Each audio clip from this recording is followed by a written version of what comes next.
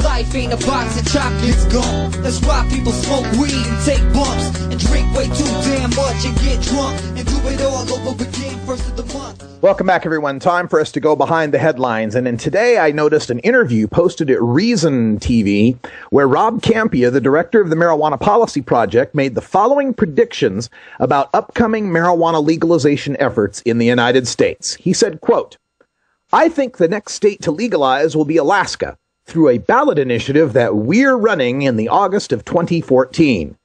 Through state legislatures, I think the first state is going to be Rhode Island." End quote. A ballot initiative? In a non-presidential election year?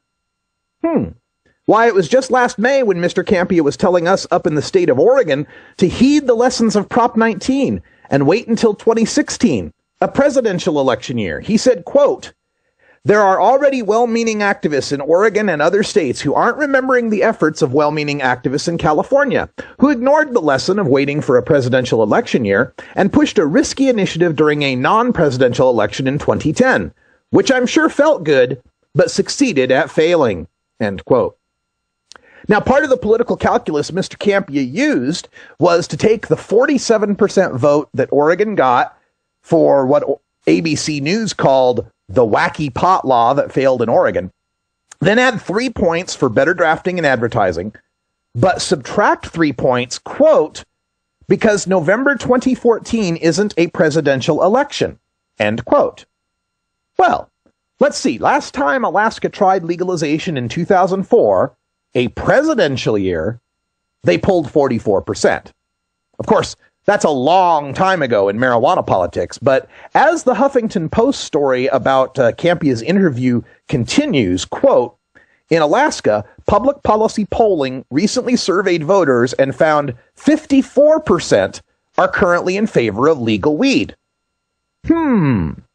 54%, subtract 3 points because November 2014 isn't a presidential election, and you get 51%.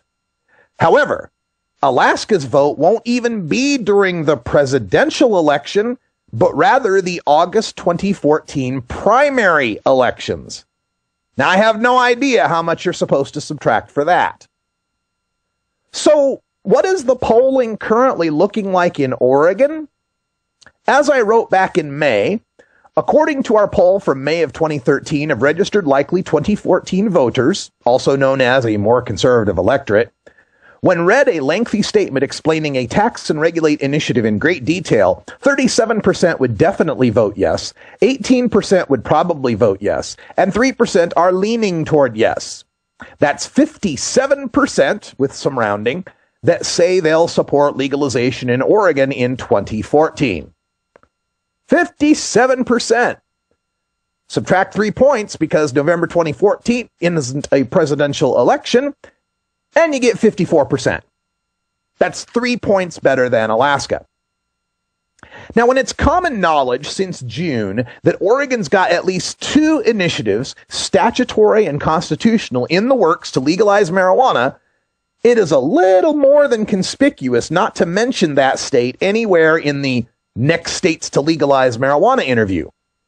It looks especially untoward when the group had hired the campaign director of the 2012 legalization in Oregon to direct MPP's Oregon efforts, only to drop him and any plans for Oregon once it became clear MPP's marijuana is safer than alcohol campaign didn't sit well with local craft beer and wine industry lobbyists threatening to derail legislative efforts to legalize.